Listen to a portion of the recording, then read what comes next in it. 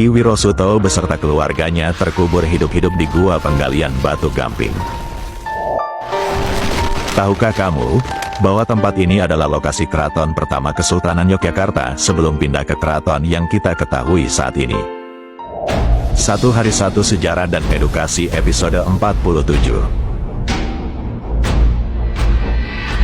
We House, manajemen langsung 100 lebih pilihan homestay di Jogja. Pasca perjanjian Giyanti pada tahun 1755, Kerajaan Mataram Islam resmi dipecah menjadi dua bagian, yaitu Kesultanan Yogyakarta dan Kesunanan Surakarta. Mengenai proses dan awal mula perjanjian Giyanti ini, sudah kita bahas di video sebelumnya. Silakan cek playlist aja ya guys. Nah, pasca perjanjian ini, karena baru terbentuk, maka pada saat itu Kesultanan Yogyakarta belum mempunyai keraton. Pangeran Mangkubumi yang bergelar Sri Sultan Hamengkubuwono I kemudian segera menetapkan bahwa daerah Mataram yang ada di dalam kekuasaannya itu diberi nama Ngayogyakarta Hadiningrat dan beribu kota di Ngayogyakarta atau Yogyakarta.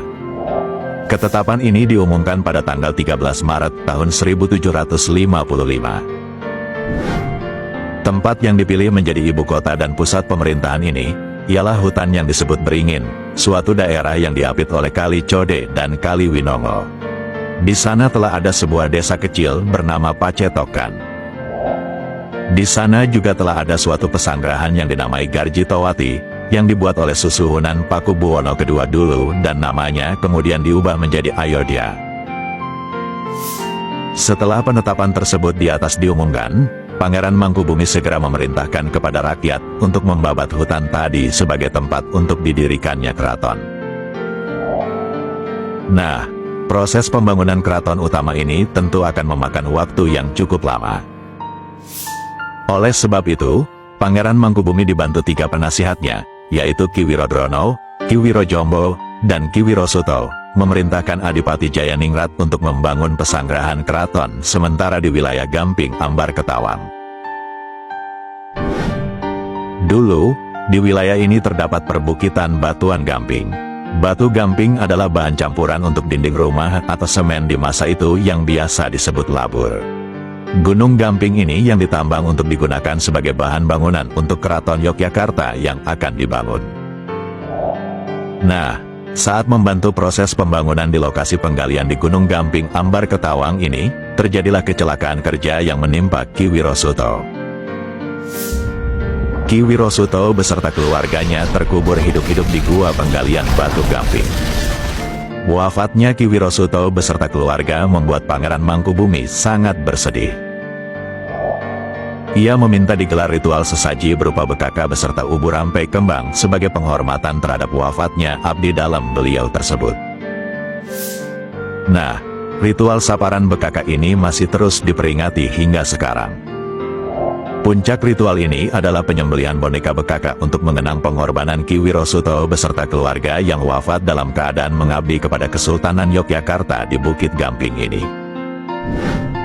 Pengerjaan pembangunan awal Keraton Yogyakarta memerlukan waktu sekitar 1 tahun. Saat itu baru ada beberapa bangunan terbangun. Penyempurnaan dan pembangunan besar-besaran Keraton Yogyakarta baru dilakukan di era Sultan-Sultan selanjutnya. Tepat pada tanggal 7 Oktober tahun 1756, Keraton Yogyakarta yang baru diresmikan dan Sultan Hamengkubuwono I berpindah dari Ambar Ketawang menuju keraton yang baru.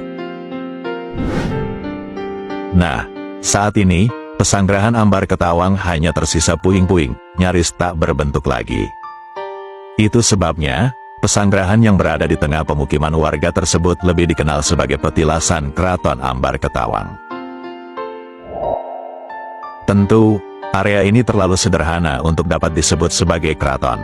Oleh karena itu, banyak juga yang menyebut kalau tempat ini lebih tepat disebut sebagai pesanggrahan atau tempat persinggahan dan istirahat raja. Sedangkan Bukit Gamping, karena sudah ditambang untuk kebutuhan pembangunan keraton, kini sudah habis, dan tinggal menyisakan sebuah batu atau gundukan tinggi, yang memang disisakan sebagai tanda pengingat. Tempat-tempat ini terkesan sederhana, tapi pesanggrahan Ambar Ketawang dan Gunung Gamping ini menjadi saksi sejarah bagaimana awal berdirinya Keraton Yogyakarta yang masih berdiri kokoh hingga saat ini. Sudah pernahkah kamu ke tempat ini?